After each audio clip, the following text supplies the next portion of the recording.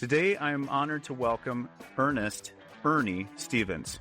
Ernie is a published author and the #1 best-selling author on Amazon for Mental Health and De-escalation, a guide for law enforcement professionals. Ernie served as a police officer for 28 years, spending 26 of those years with the San Antonio Police Department, where he was a founding member of the department's mental health unit. His work has been nationally recognized and featured in Emmy Award-winning HBO documentary, Ernie and Joe, Crisis Cops. If you're a law enforcement leader, you truly have to, if you want to connect with your community, you need to redefine what safety is, right? It can no longer just be the absence of crime. It has to become the presence of well-being. And when you are invested in the well-being of your community and your own department, that's where effective change is made. It didn't matter how hard I tried to change the world. Until I learned to change myself, I wasn't going to make a difference in the community that I was serving. Man, I truly wanted to make a difference. I didn't just say it. I wanted to live it and leave a footprint.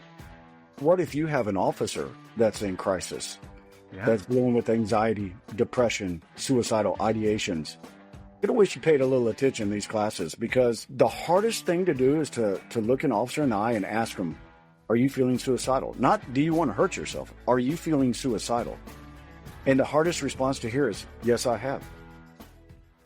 Welcome to Iron and Empathy, the podcast where we explore what it takes to build strong, resilient teams in high-stakes environments. I'm your host, Drew Moldenhauer.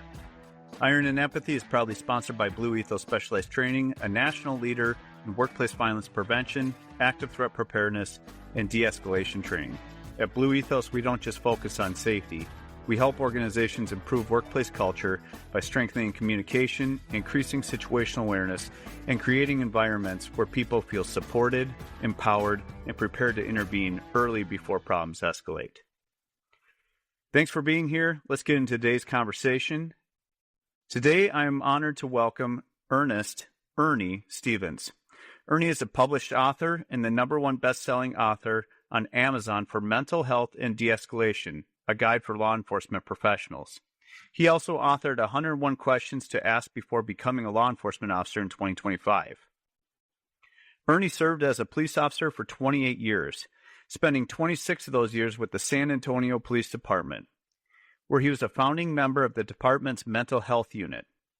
His work has been nationally recognized and featured in Emmy Award-winning HBO documentary, Ernie and Joe, Crisis Cops, as well as NBC's documentary, A Different Kind of Force. He was also interviewed by ABC Nightline's Byron Pitts in a segment focused on officers responding to mental health calls. Ernie has been featured in more than 48 publications and is widely regarded as an expert in crisis intervention training.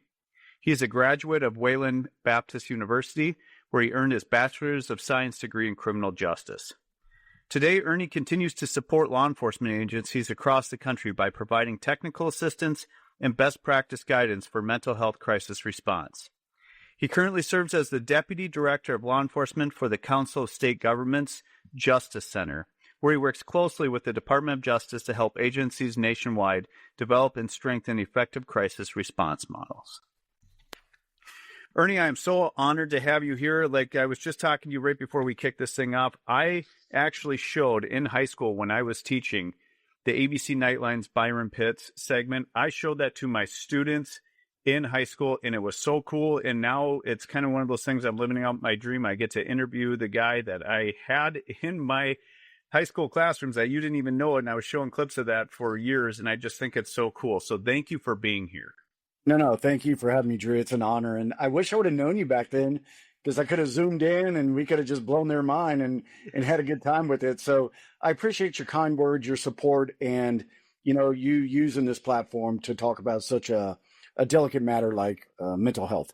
Absolutely. And it is very important to me. And that's why I'm so appreciative that you're on here. So for listeners who may not know your background, can you walk us through your career in law enforcement and how you ended up on Crisis Cops? Yeah, wow. Okay, well, sit back and relax. Here we go. I first joined my very first police academy in 1992. And when I graduated, I went to work for a smaller agency in San Antonio, a small municipality of about 5,000 people. But This municipality was had the residents there were very well off. A lot of Hollywood stars, professional basketball players. So there was an expectation of the highest quality of your work performance anytime you had contact with a resident, right?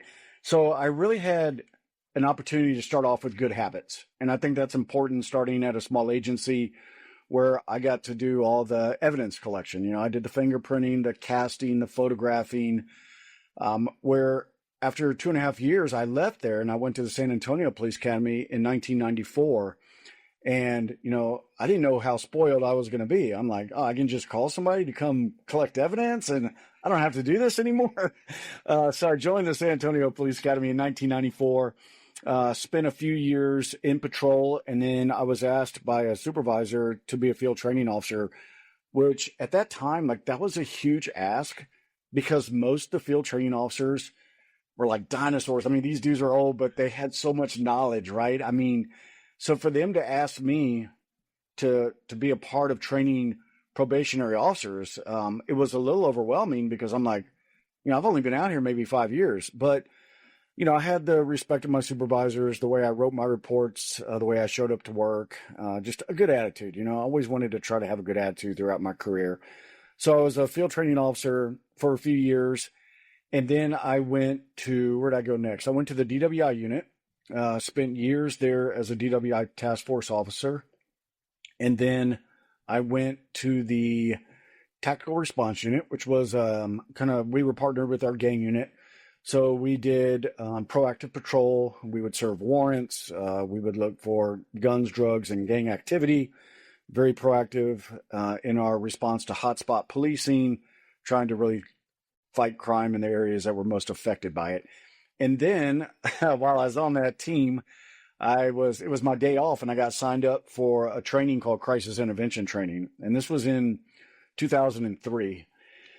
And had I known what the training was about, I would have never signed up for it. And I don't say that lightly. Like, I truly, when I came back to work and they told me, hey, Ernie, you're going to training for a week, which I was happy with because I worked nights. So that meant, okay, I can go to a daylight schedule, sleep in my bed at night like a human being, and have a weekend off right before the training. So I'm like, yeah, that's cool. What am I going to? And they said, well, it's crisis intervention training. And it didn't ring a bell. Like, we had never heard of it in San Antonio.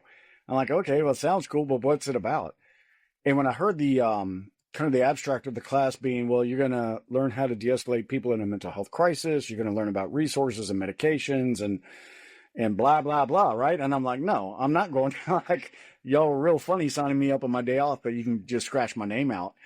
But, you know, the supervisor told me, Drew, he said, well, I've already put your name in and county's already been notified. So you're going. The department's looking for people to train. So next time, don't take a day off, right? I'm like, it's my day off. Like, so I go to the training. And right when I walk in, first of all, the training's held at a church, which was very abnormal for most of the police training that I went to, because I'm totally missing the point about the collaboration from the community, right? I'm missing this. I'm like, why is it at a church? So I walk in, and then they hand me a giant manual. And I'm like, I haven't had a manual like this since the police academy. What are they expecting in a week? Like, we're really going to go through this? And then they've got name placards for like assigned seating. Assigned seating. Well, I'm going to take care of that. And I did take care of that. I found my name and I switched it and I moved it by somebody I knew, right? Little did I know they were trying to build a network system because there are a lot of different agencies there, not just San Antonio. And the class started off just like I thought it would. Very dry, very PowerPoint driven. The development of the brain, psychopharmacology, just things I had no interest in and things I'd never been taught, right? So when you're an ignorant cop and you just don't know about something, you either try to play it off like you do, put a Band-Aid on it and move on, or you just avoid it, right? Because you're supposed to know everything and how to fix everything. Right.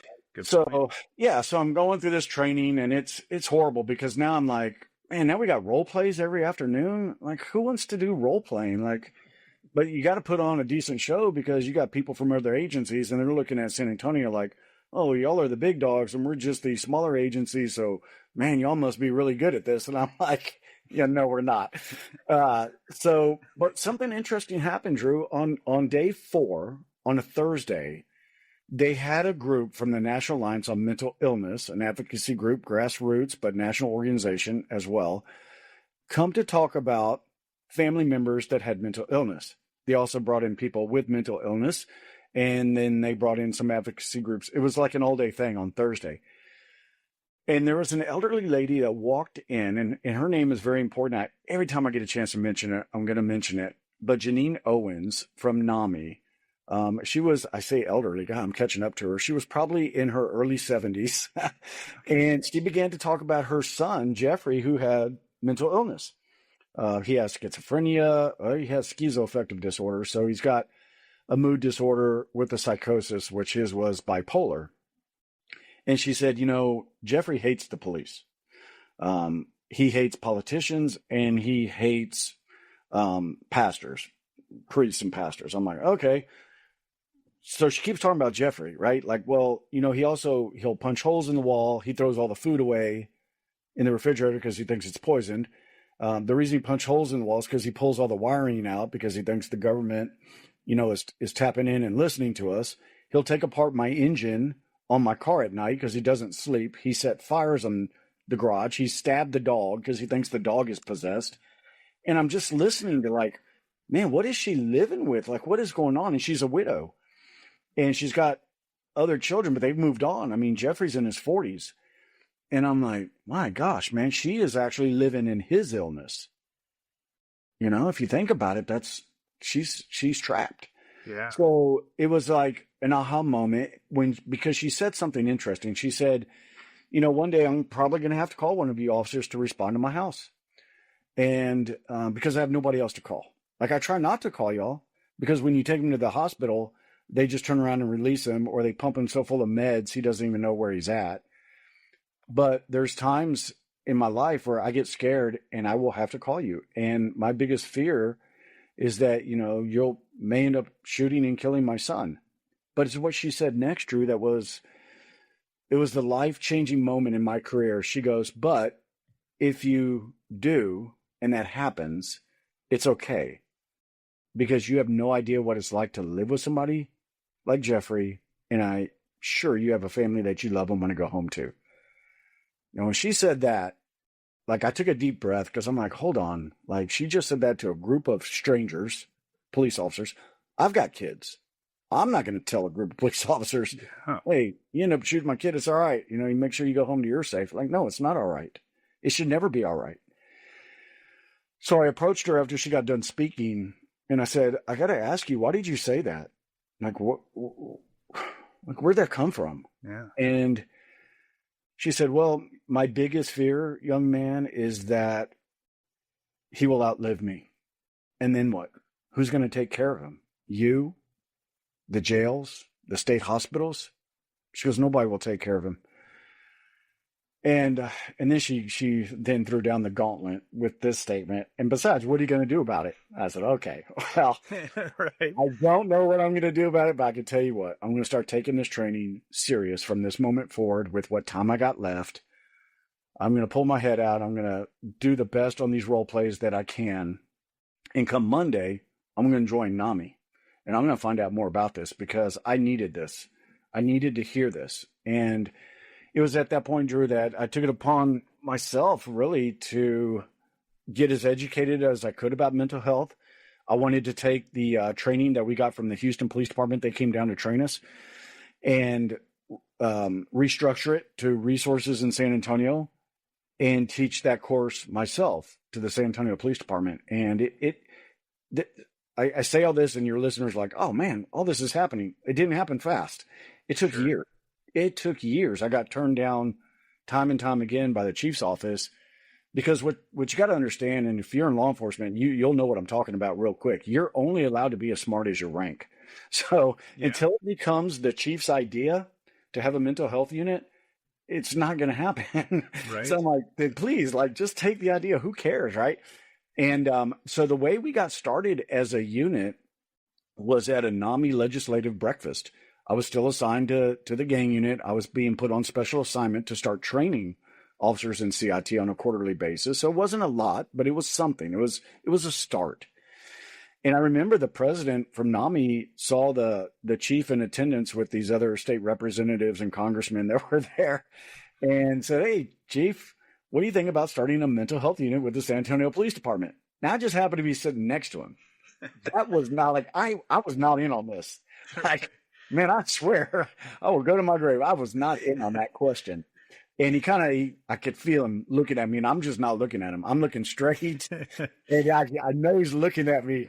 And he stands up and he goes up to the podium, and I'm like, well, I'm being transferred. Like, they're going to put me in the property room. Right. I'm going to be putting marijuana in the safe all night, and I'm going to go home smelling like impounding all these wrecked cars all night. And he goes up there, and, I was proud of him. He said, yeah, we're going to start a mental health unit. It's a pilot project.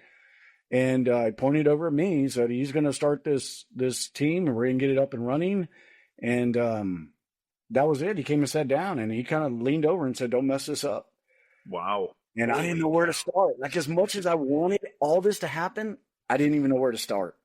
So that's kind of how we got going. That was a long story to how we got here. No, I love it. It's fascinating. So I have a couple questions about that because, boy, the amount of pressure with that has got to be crazy. I can just vision your chief saying that, "Don't mess this up." And I mean, holy cow, the pressure from that. Like, it's your baby now, run with it. Yeah. So one of my questions for you on this, because I took a similar road as you did in law enforcement with that. And I was the only one at the time that went to a 40-hour CIT class, eventually became a CIT coach and went on. And now I have my own business where I kind of adopted some of the things that came from that, to train civilians. And one of the things I have from you is what were your other officers in the department? How were they towards you when you were going to attend that? Because for me, it was nobody wanted to go to it. I was the only one that went. And I'm just curious because it was around the same time that you went. And, there was not a lot of popularity that people want to go do this. They're like, I don't want to go and do that kind of deal. So I was just curious, what did the other officers in the department think of it? Yeah, well, when I came back, to the gang unit, and I was telling them, look, man, this class was life-changing for me. I don't know why. I've been to so many trainings, but this one deals with real life scenarios, right? When you put an officer through a role play, you have no idea what you're about to walk into, and you will be surprised at how close these role plays can mimic something that has happened to you in your life, and it affects you. You will have a physiological response to these role plays, and you'll get emotional, you'll get overwhelmed. You may not even be able to finish a role play because it may hit so close to home that you got to walk out. And so it was that type of training. So the officers are like, "You want to start a mental health? What's wrong with you?" Like, right. Well, maybe you need to be in the mental hospital, And I was catching all this slack from these guys, because we were kicking indoors. We were living the brochure, everything they show in the brochure. That was what I was doing at the time. And for them to hear like, "Hey, you want to lead this to go do that?" Like, that's not even real police work. That's a hug-a-thug, mentality. And you know what? I didn't care, because what I realized was it didn't matter how hard I tried to change the world. Until I learned to change myself, I wasn't going to make a difference in the community that I was serving. Man, I truly wanted to make a difference. I didn't just say it. I wanted to live it and leave a footprint.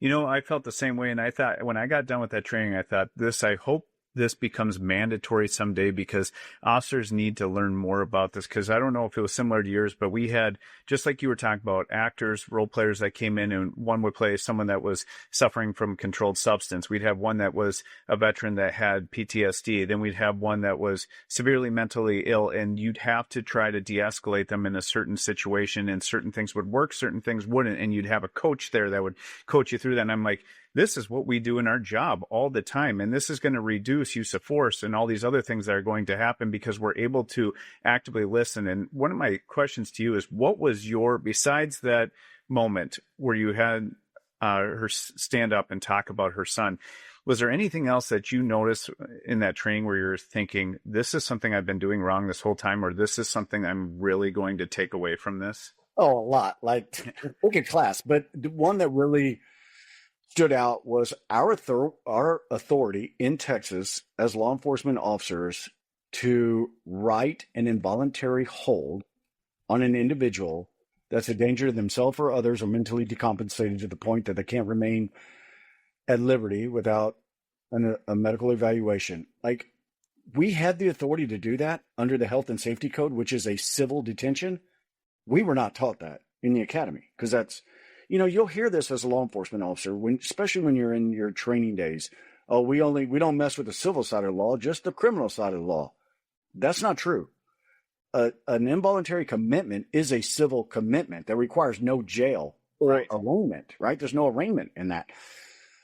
So we didn't get taught that in the academy. So when I came out and I'm rolling around in the streets and I'm getting calls for people that are mentally ill, I didn't know what I could do because nobody told me. I had the idea I could put them in the hospital. I didn't know what form to fill out, and I certainly didn't know what to write on it. So we had a deputy from the Bexar County Sheriff's Office that was on their mental health unit that had written over 5,000 of these emergency detention forms that came out and taught the class. And his ability to break it down into buckets to teach us how to write the form in a manner in which a doctor can read it, assess it, and help evaluate a patient, and understanding that form will eventually, if need be, end up in front of a judge, usually a probate court judge or whoever has authority over the mental health code, and they will determine if an order of protective custody or a longer stay in hospital is necessary or transfer. So what you do out there in the field, what the information you get and how you relate that on that form can make or break that patient getting the help they need. Because if you write a crappy report, it doesn't matter if it's a burglary, an involuntary commitment, or a fatality accident. Like, if you can't collect all the dots and then connect all the dots, you're not going to be able to frame what happened to anyone. And they'll tell you, if it's not in the report, it didn't happen. So it was really, that class opened up my eyes to what my authority was when encountering somebody that was too much of a danger to remain at liberty. And to follow up on that, that was going to be my next question is, besides that point too, did it change anything else about the way that you would approach people or how you would talk to them during that situation? Oh, easily. The active listening and de-escalation class, it didn't just translate to the community. It came home with me, right? I learned how to communicate better with my children, with my spouse, with my family and friends. I learned how to listen to them better. Instead of it just being a bunch of noise, just give me that opportunity to where now I want to say what I want to say. And I really didn't listen to what you had to say, right? It changed all that. And it made me a patient listener. And I taught myself kind of how to be emotionally intelligent, and socially intelligent around my surroundings of what exactly is going on, and not be so quick to react to everything, but to just be present in that moment to learn what is the best way to communicate, try to gain empathy and rapport and connect with this patient to where they will trust me and value the things that I say back to them. 100%. And one of the things you said that really resonates with me too is it really taught me empathy, because I felt like at that time, I probably had 6-7 years into my career at that time, and I felt as though I was still just kind of getting out of that robot where it was in the academy, like, this is just how you handle the situation. You're just going to do this. It's either an arrest or it's a hold. And I was really working in that black and white, but this taught me more of that gray area of just talking with people and then listening, actively listening, and really having that empathy with them where, wow, this person is in crisis mode, or this person really just needs to, what I talk about, getting this metaphorical bucket of sand and really just dump it out at this moment because nobody's listening to them. And then I thought to myself, and this is just how I took it, is if the wrong police officer, even though they were doing the right thing, they're trying to do the right thing. If the wrong police officer shows up here, people are going to get hurt. And because they haven't had this training, and they might think of this as more of this person's just out of control and, they're suffering from this mental illness, but I'm just going to handcuff them, take them to jail based on this.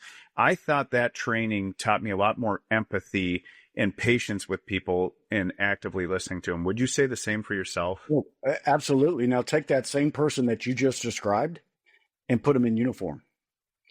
right? Yes. Now, what if you have an officer that's in crisis, that's dealing with anxiety, depression, suicidal ideations? You're going to wish you paid a little attention in these classes, because the hardest thing to do is to look an officer in the eye and ask them, are you feeling suicidal? Not, do you want to hurt yourself? Are you feeling suicidal? And the hardest response to hear is, yes, I have. Yes, I am. Right? And then what? What are you going to do? What are your resources? What is your department's policy?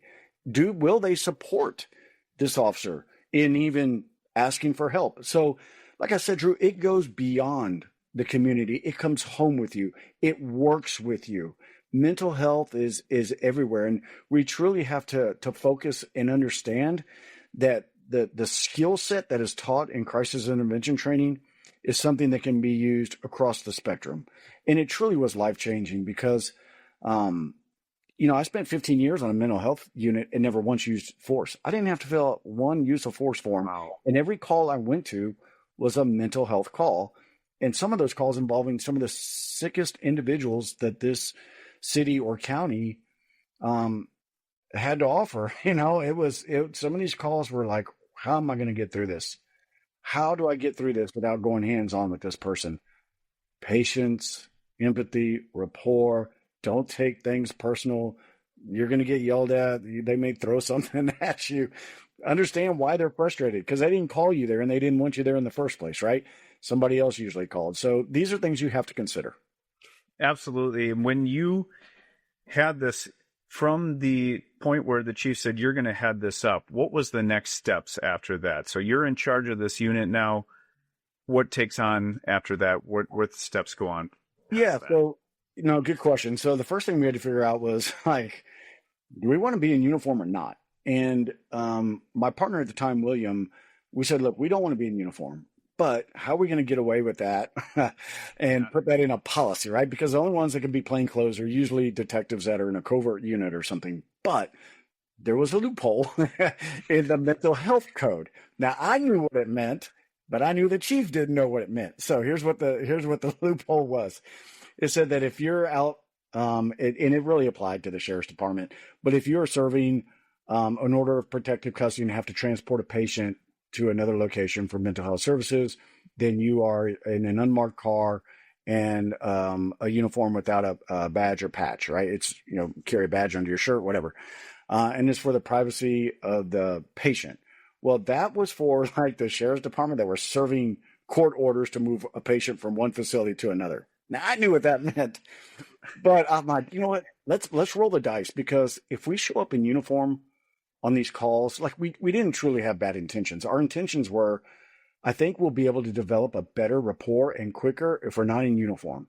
Because look how officers dress today. Now they got the outer carry vest and, they got everything in the world, fishing lures and all. I mean, they got everything on them, right? And the thumbs are always inside the vest. And, oh yeah, that's, you know how it is. So how do you imagine showing up to somebody in crisis or even an adolescent, right? So we had to determine how we were going to show up, what we were going to drive, what hours we were going to work, and what calls we were going to respond to, and, what data we were going to track, because that data was going to drive the bus for a pilot project turning into a full-time unit. So we had to kind of build out the framework, to build out this, to try to build a robust system with two people in a city of 2 million people that were going to ride together and go to one call at a time, right?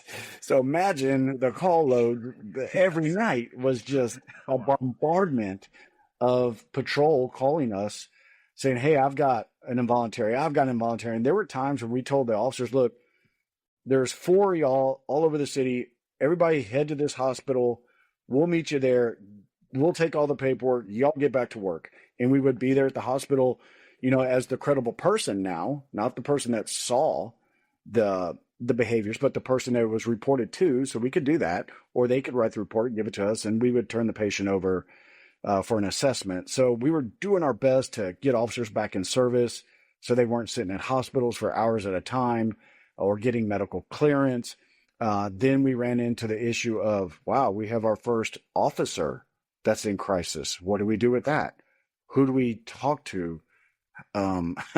Which was interesting, because at that point, we had 3 psychologists on the police department, and the call came in through a supervisor to go check on an officer, and I just happened to know him. And, the hardest thing to do, like I said, I asked him, "Are you feeling suicidal?" I said, "Yeah." He'd been out injured for months, and he said, "If I can't get up and get to work, I might as well just shoot myself because I'm worthless." Oof. Yeah, and I'm like, okay, well, Oof, man. now that you told me that, I mean, you know what we have to do, but we don't have to do it involuntarily if you're willing to go voluntary, right? Because if you go involuntary and then you get committed, meaning you don't want to stay past however long they say you need treatment, right? You go there for 48-hour hold, and then they ask you to stay voluntarily longer. And if you refuse, then they do a commitment. Once you're committed, you can't carry a firearm. So, we would we'd explain the process. They go, if you go voluntary, which I'm assuming you're going to, and burn your own sick time, who cares? They can't question you for burning sick time. I need to create a process of how we get you back to work safely, right? Without all this, do we do a psych eval on the officer when they come back? Are they not allowed to have a bad day? I mean, are they not allowed to have a bad week or a month or a year? Imagine all the trauma that I see. I mean, they're entitled to that, but we want them back safe and we want them back well. So we had to create a whole process on who was going to be notified and how we were going to handle that. And then we had to find community stakeholders that were going to help us when we had an officer that was in a crisis, because the last thing we wanted to do, was send them to a treatment facility, or a rehab facility, especially if they were dealing with substance use with people maybe that they had arrested in the past or something. So we had to develop all these different, I guess, just collaborative efforts. I mean, procedures of to get this, just relationships with the community on who could help us when these things unravel. So, every day was an adventure because we knew that whatever we did that day was probably going to be how it was going to be done in the future, and no policy was going to be written on that. So we wanted to do it right. We didn't want to shortcut things. We didn't want to goof around.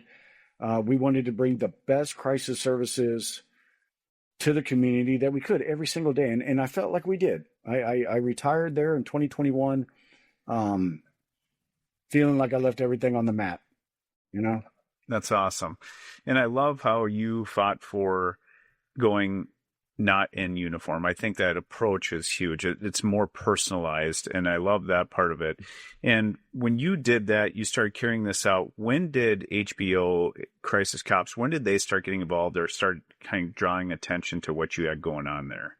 Yeah, so interesting, right? When we got started, we got a little bit of local exposure from our news media saying, hey, it was something new and shiny with the police department. So they did some stories on us. And then we got a phone call from a writer from the Atlantic named Ann Snyder. And she said, hey, I want to come out. I heard about you guys. I want to come out and do a story. I'm like, okay. So she comes out and rides with us for a couple of days. And I mean, these calls are just intense. Like, you can't make this stuff up. It just happens, right? Right. Well, she writes an article, and you can still read about it today. If you look up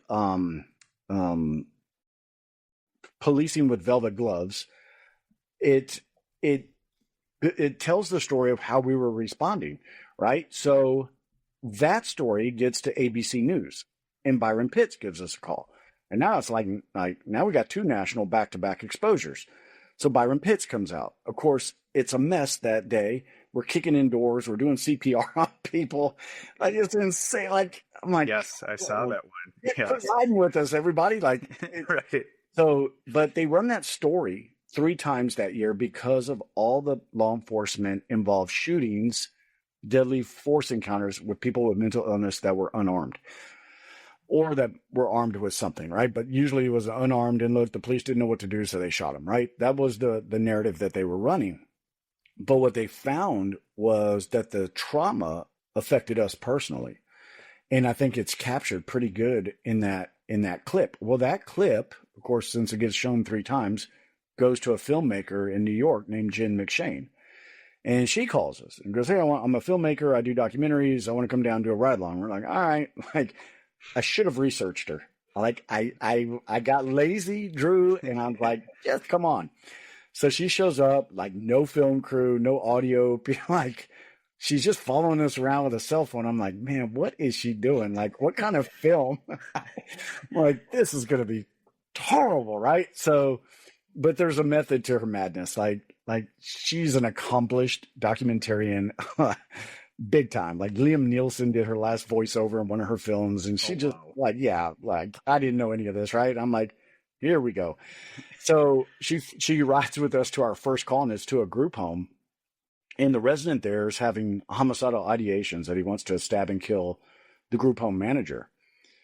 So we talked to him for a little bit. He's smoking a cigarette. We're letting him smoke, and he's brand new to this group home. He just had a change of medication, but he had a lot of insight into his illness. So we put all the pieces together for him. Hey, look, you're at a new place. I know they got new rules. You're on a new medication. That could be a factor, but now you're having some homicidal ideations, and you have access to the knives that you're talking about wanting to use. So we've got to get you screened. Okay, you cool? Like that's got to be what happens. I said voluntary, involuntary. I read you go voluntary. No handcuffs, nothing like that. He's like, all right, I'll go, but I don't want to. I don't want to ride in the back of that police car. Well, it was just a black SUV, right? No markings, but because of the hubcaps, everybody knows. Everybody knows. You ever drive past that on the highway, slow down. But it had like a little plastic partition in the back, right? Whatever. So he wants to ride up front. So I pat him down. He's safe, and we get ready to go. And Jen, the filmmaker, she grabs me. She goes, "What are you doing?" And I'm like, "Oh, I'm sorry. Yeah, we're going to a treatment facility. I meant to tell you." She goes, "No. Why is he riding up front?" And I'm like, "Well, he wants to." And she's like, "I don't know. What if he attacks Joe?" I'm like, "Well, that's Joe's problem. Like, I got a partition. Like, I'll be fine back here." Like, but that's part of the problem, Drew, is the stigma that goes Sure. along with why this got mental illness. I'm like, why would he attack Joe? He's not mad at Joe. He just didn't want to be here right now. The facility, this place here, is what's causing his anxiety, right? I said he'll be fine, and if not, we'll pull over, we'll situate it, we'll be okay. So she follows us. We get to the treatment facility, let him smoke one more time, walk him in, and no issue. And she's like, "This would have never happened in New York City. Like the cops and the firefighters don't even get along. Like this is ridiculous." Like she goes, "I want to come back and film this," and I'm like, two white cops from Texas answering mental health calls. There's nothing sexy about this. Like I can't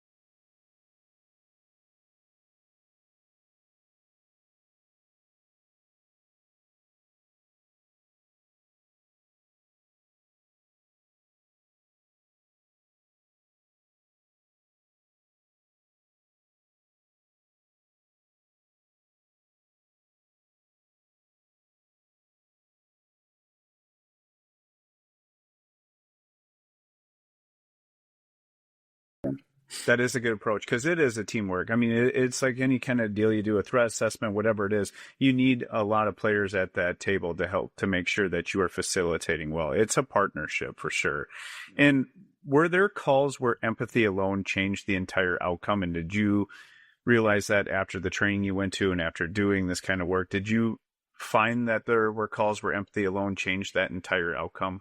Oh, absolutely. I mean, if you look at the scene on the bridge from Ernie and Joe Crisis Cops, which I think you can find it on YouTube right now. I think somebody might have uploaded it. But if you look at that particular scene, we got called for a female jumper, and, we were working overtime and we're in uniform. So right away, of course, the female patient, she sees us. And right away, it's F you, you never help. All you do is put me in jail, right? All she saw was the uniform. So we knew, okay, this approach is going to take us a little longer. But we were able to, I feel like I say we used an empathetic approach because nobody rushed her, nobody yelled at her, nobody commanded her to do anything. It's just, hey, you're making us nervous up there. If you'll just swing your legs on this side, let's just talk for a minute. No, you don't understand. Well, I'm like, well, maybe we do, right? Maybe we do. And then I sat down on the bridge, and that was the game changer. And I sat down for two reasons. One, I'm scared of heights. All right, let's just say it. I would have grabbed it. Wow, yeah, freaking terrified. But two, I knew if I could lower myself, my position, knowing I had Joe with me, he was, he's my cover officer. I'm getting home because of him. So if I sat down and I lowered myself in my authority and my position to say, hey, let's talk. We're in this together. And for her to look at me, what are you doing? And then sit down next to me and talk to me, and then me offer her something to eat and something to drink and some different resources that we could go to. And then saying, I'll pick you up when you get out, and here's my phone number and call me. When we followed up with her, she goes, when you sat down, I was like, what are you doing? I knew right then you weren't going to try to grab me, tase me. But you said you were scared of heights, and I'm scared of life. So if we can approach these things together, we can get through it together. And it was one of the greatest moments caught on film.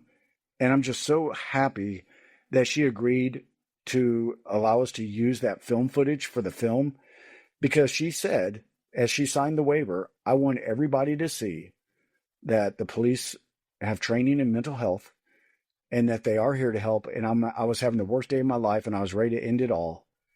And I listened, and I became vulnerable, and I let them help me.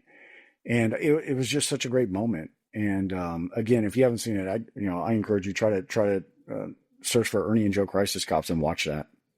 Okay, and from that one, I mean, that was a great one. Is there a call from that series that still sticks with you today?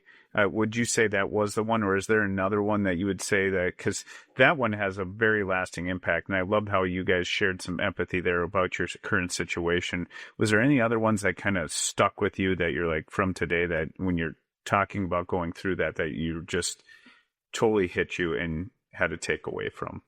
Yes, I mean, the ones that will always stick with you are the ones that don't always have a positive outcome. Sure. We've had a jumper jump right in front of us. I missed a phone call one day when I was working, and I returned the phone call the next day, and the mom said, "You're too late. My daughter hung herself. I don't need your help anymore," and hung up on me. So, I mean, it's the ones you wish you could have gotten to that stick out with you. But, when it comes to an empathetic approach, I think, Joe and I were such a good team because he was in the Marines. So we had a lot of military that we would have encounters with here. San Antonio is a big military town. And I always worked really well with the children because in the film, Joe talks about it. He was sexually abused and physically abused as a child. So he saw himself as that child usually, and didn't feel comfortable in trying to work with that child. So I always had to handle all the calls involving the adolescents and kids. And if it was a military person, I let Joe do the talking because he spoke the language. And, we walked away with so many positive outcomes, people that had attempted suicide time and time again and then hearing Joe talk about, hey, I've thought about it too. I've got 5 kids with 4 baby mamas. I paid $3,000 child support. Like, I was abused. I've got adverse childhood experiences that I could talk to you all day about. Like, he would share that with people, and people would connect. Like, hold on, you have problems too? You're going through a divorce? Like, he's like, yeah, it sucks. And let me guess, I bet you had childhood trauma when you were a kid. And before you know it, they're talking about childhood trauma, and you're having these positive outcomes. So, I can't say one sticks out more than the other. I'm just so thankful we had the opportunity to reach as many people as we did. Yeah.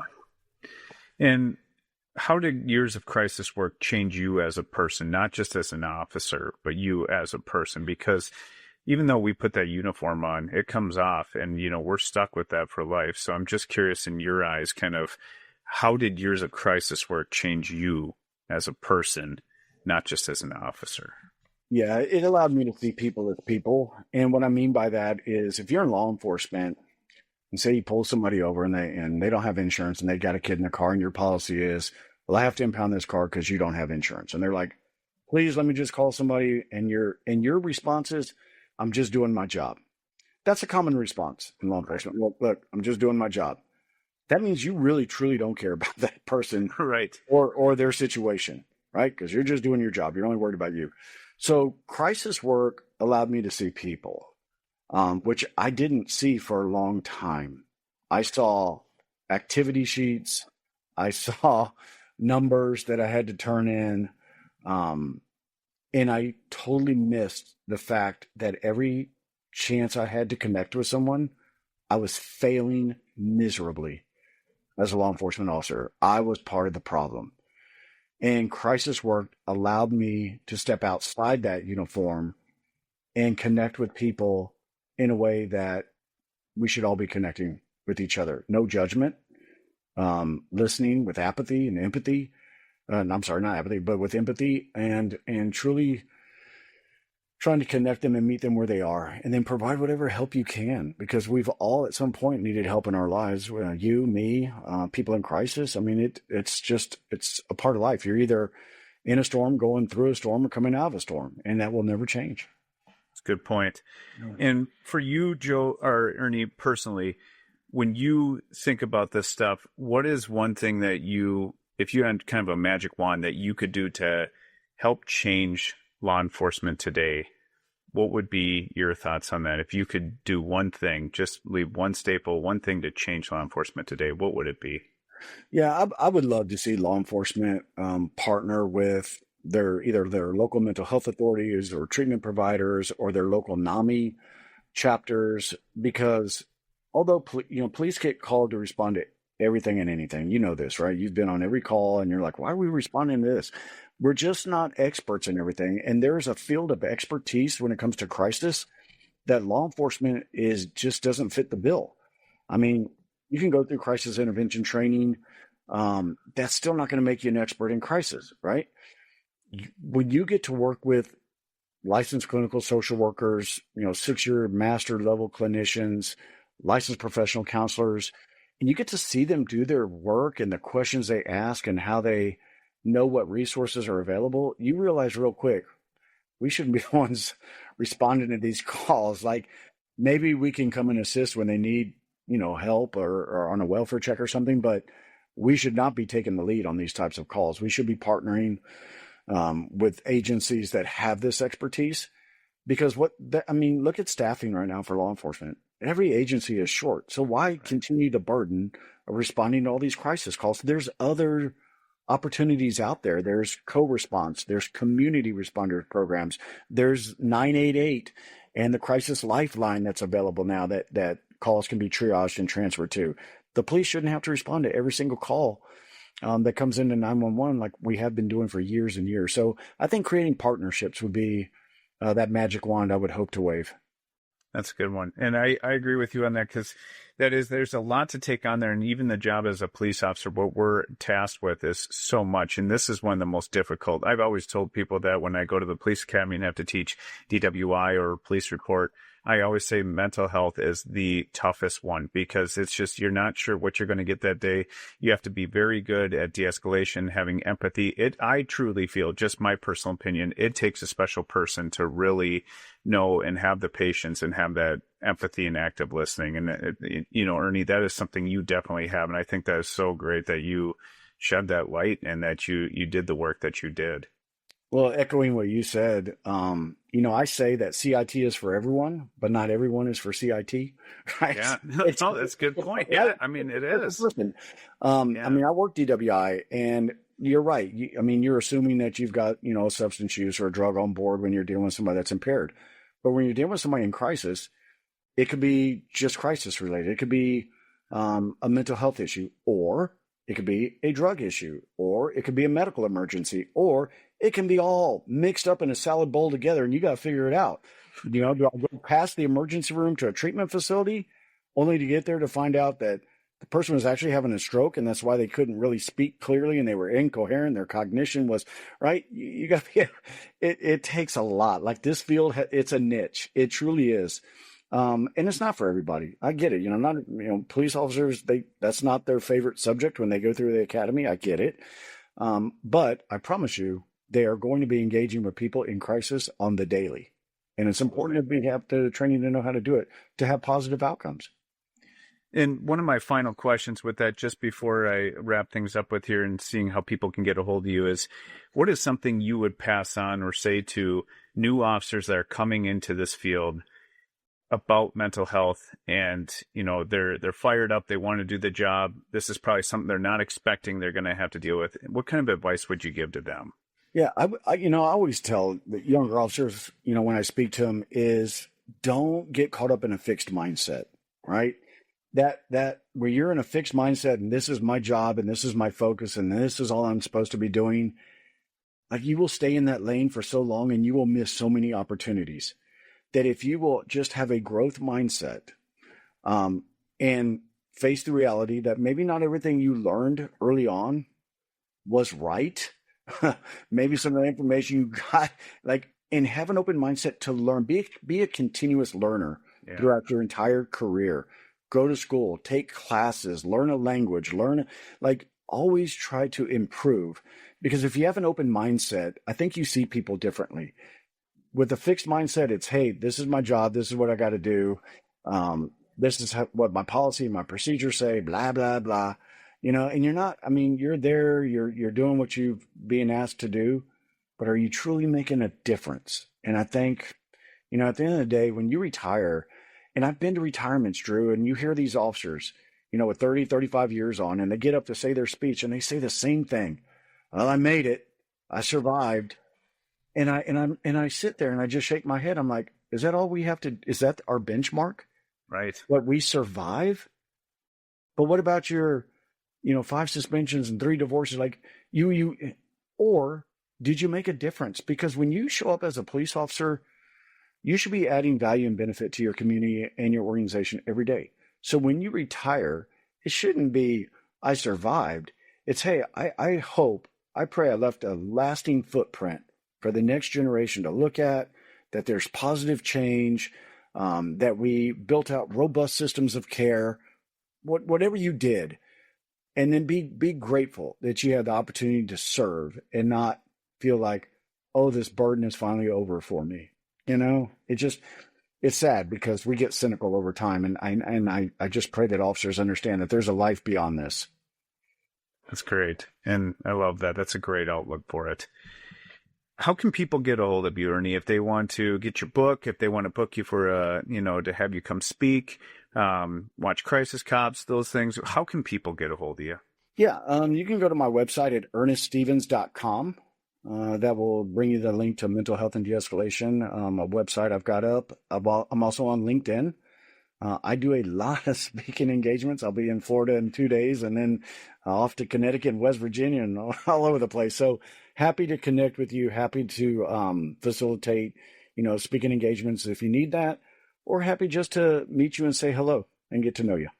Fantastic. Those airplanes are fun, aren't they? Yeah.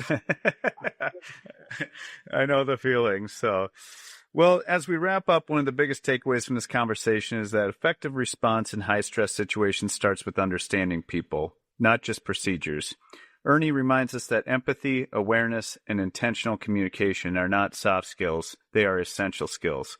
When we slow down, regulate ourselves, and meet people where they are, we create safer outcomes for everyone involved. Whether you work in law enforcement, public safety, or leadership in any field, these principles matter. Thank you for spending time with us today. Until next time, keep leading with both strength and empathy. Thank you, Ernie. Thank you, Drew. God bless. Thank you.